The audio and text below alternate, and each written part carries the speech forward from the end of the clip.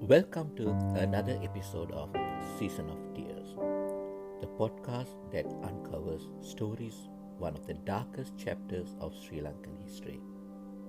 Join us on this creeping journey through time.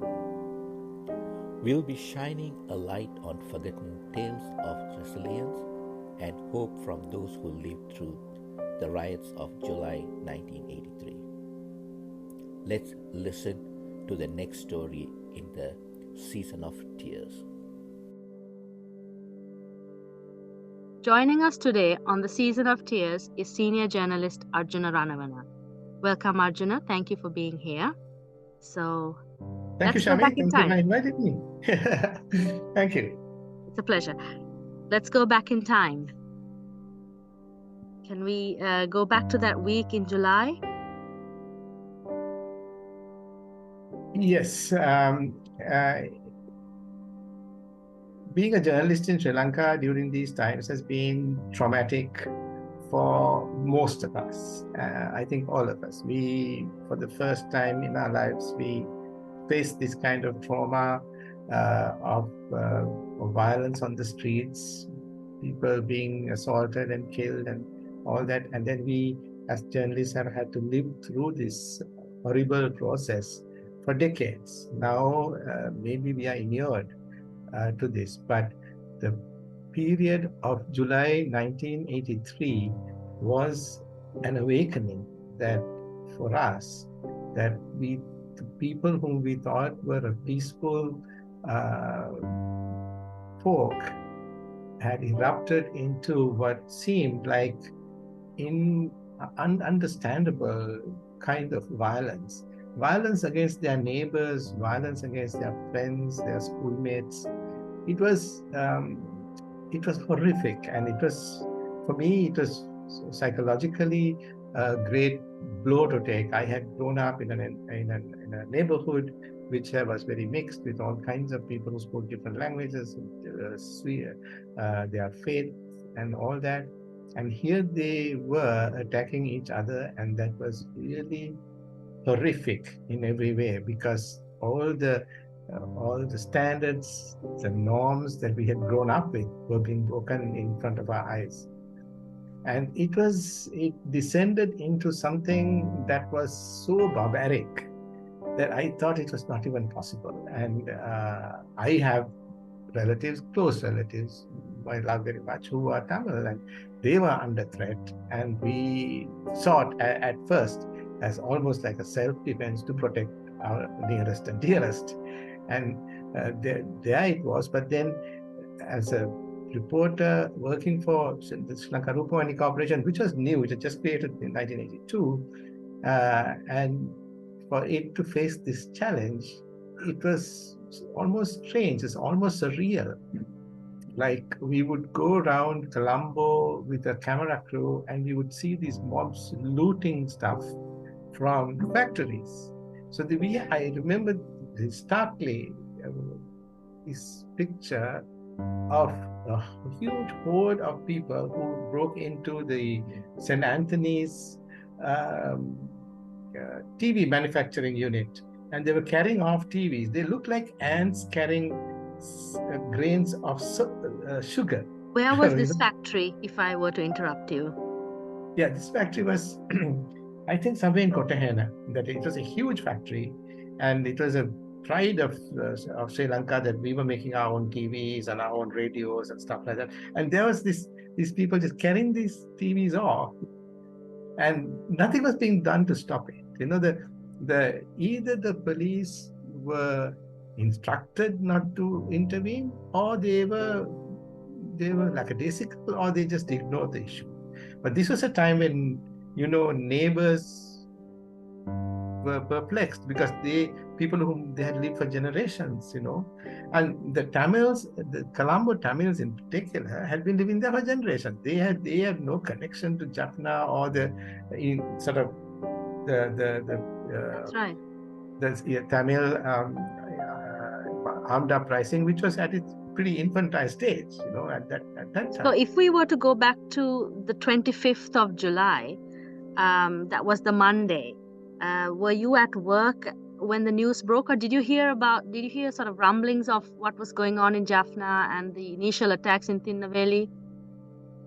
So we were that what we had, of course, was the attack on the 13 soldiers dying, and there was this discussion at that time. We were state media, we were very closely connected to the military headquarters, and we were trying to find out, now, what is the decision? Are you going to fly the bodies here to Colombo, or are you going to fly the bodies to army headquarters?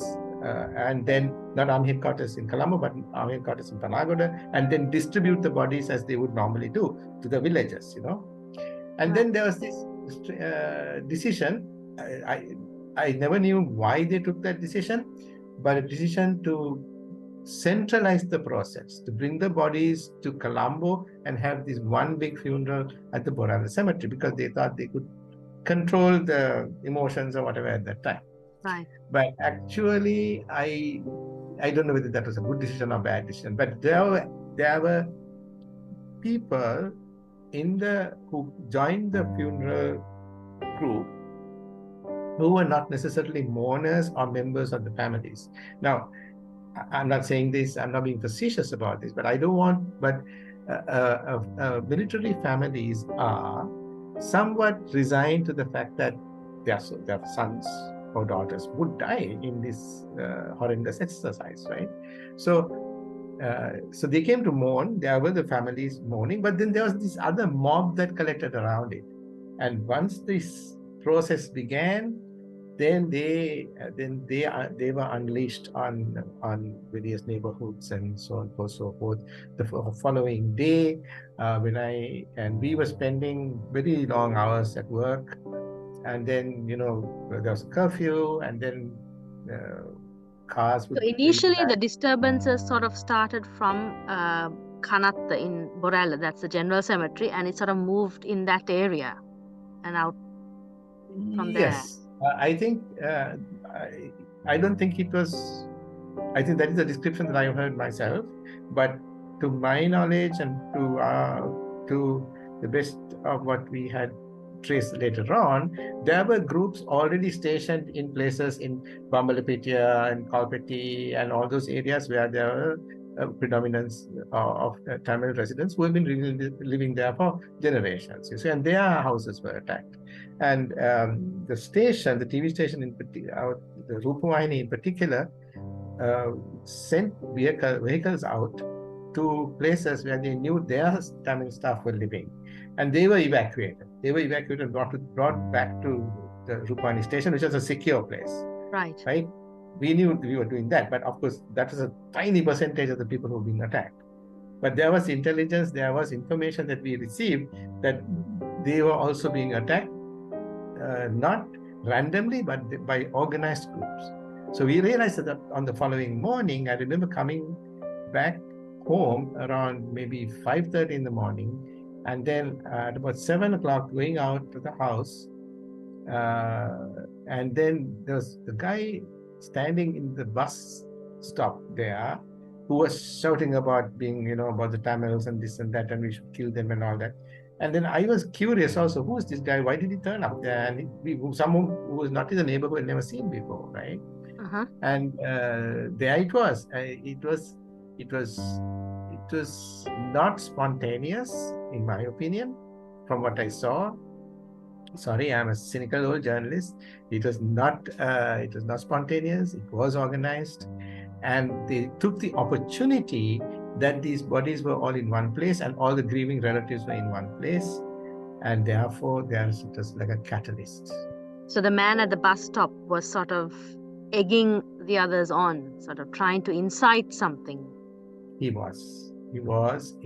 seemed a very fit young man. He was very well dressed. And I was thinking, why does this kind of guy whom we have never seen in this neighborhood? Where was this? In which neighborhood was this? This was in where I'm talking to you now, from Pagoda at Pitapotting. Right. And when you look back at that, then it sort of sends shivers down your spine, isn't it, to think how well Yeah, you can planned. see the hairs on my arm right now, they're all standing up. Yes. It So was a this was horrific. the 25th, and then This is the subsequent. 25th. Mhm. Yeah, this was the 25th, and of course, subsequently, I mean, there was some kind of attempt by the armed forces and the police, and a decision was made. I'm not sure about the date, to ship these people to the Jaffna Peninsula, and that was, I thought, the most ridiculous thing that happened. I mean, That is all the um, refugees, like the Tamil refugees yes, who Tamil, collected in the camps. yeah, to ship them to the north, which was absurd because 95% of these people were people who have been born and lived their lives in Colombo and surrounding areas or in the south. So they were Tamils, yes, but they were not from the north. So shipping them there, particularly shipping the young people there, was a terrible thing to do. And that, I think, looking back at it, and looking at the sort of consequences of 1983, the key thing was that these young people saw the brutality of the Sinhalese mobs against them. They were to my mind, they were innocents. They were not involved in any kind of militancy, and they were sent up there, and they carried this grievance. They carried the grievance, and so many years later, when we met the LTT cadres in Jaffna during these windows of peace time, and Right. I was fortunate enough always to be welcomed into LTT controlled areas. I had face recognition because I was a TV reporter, and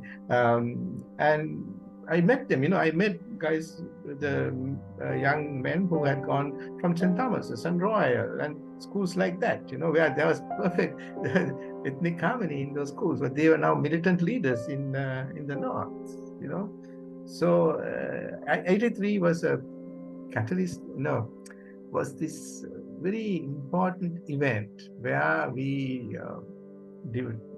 where the hardline Sinhala forces actually found the way to divide the country, I felt. And the tragedy is that even 40 years since that day, there are some people who we've spoken to who are still fearful of talking to us about their experience at that time. They still sort of think, will the government or the army or whoever, will they come after us now? And this is 40 years ago. Yeah, and that's the tragic thing, isn't it? That we as a people, we as a civilization which boasts, 2,000 years or whatever they call it, have not found the way to heal these wounds. There are ways to heal the wounds. Obviously, by exposing the forces that created these divisions and then, added fuel to those flames. So they have not been brought to account. Even if they are dead and gone, we should be able to examine their lives as historians, as journalists, and then point and say, this is what they did wrong, and this is why we are in this particular position, right? In the moments of the Aragalaya, sorry to sort of take a little different. In the moments of the Aragalaya, we saw a healing between these young people, the next generation. There was a healing. Yes. And that I thought I felt so happy when I saw that there were Tamil young people, the Muslims, the Sinhalese, they were on the same stage. They were, sitting, sleeping, eating together, and that was a moment. It was like such a luminous kind of incident. Absolutely. Which I thought, yes, we live on, our society. That we finally turned a corner. That we have, yeah. Just to go back into our history, to quote Gananath Visekara, Kandy, city of Kandy, the kingdom of Kandy, was such a cosmopolitan place that even an enemy soldier who was captured was not imprisoned. He was given to live with a village. Right. It was like that. And Gananath writes how there were Christian churches, there were Hindu temples, there were the Muslim mosques, all in the Kandyan kingdom. So it was that was the kind of country, that's the kind of culture we had. The king was a Tamil, for God's sake. It seemed that in that instant, after 83, we just went in a backward trajectory. I don't know whether we ever were like that, in the sense that where, yes, Tutugamunu defeated Elara, but nobody could ride a horse or a carriage past Elara's grave, tomb, right? Why was that? That is because there was mutual respect. It has nothing to do with Sinhala or Tamil or whatever it is, right? So yes, that was our culture. We lost that. That's it. And the sad thing in all of this is when we were researching for the podcast, we found that there was also not enough material. Even online, you would have the usual Wikipedia page and that image of that boy in Borella, stripped naked. But beyond that, there isn't even enough information. Do you know why this is, or? I don't know. I think it will take someone, hopefully somebody who's a Sinhalese, to try and document these things. And I think, Shami, in the sense that in your case, you and Sugat are attempting to do that. That to document, to go back, it's people who say, he's dead and buried, and we should not go there anymore. I disagree with that. People have been going back to the Holocaust for how long, for God's sake. So in this thing, right. I think, and if a book is written in whichever language and translated, then we can the next 2 or 3 generations down, who are the young people of today, they can read it and say, okay, this is actually what happened, So I think that is a very important work of, historical or for, in a sense, journalism. And this is definitely not to take sides, but simply to document people's experiences. Yes. Because one of the previous contributors to the podcast, she was actually from a Malayali family. And when you listen to her story, you see how the mobs came and they were confused with the surname on the voters list. So, it was not just Tamils. There were so many other communities who fell within that net. It's called othering, Othering. It's called othering. That's it. It's not Sinhala, so it's othering. Othering, yes. So when you walk through, through the streets of Colombo with your camera crew, did you get a chance to speak to people who were burning, who were looting? Does anything spring to mind, or? No, we, as I said, we were on the roof of the building and watched these people taking the televisions away, and there was the feeling that we were also under threat. We as journalists or independent observers were under threat.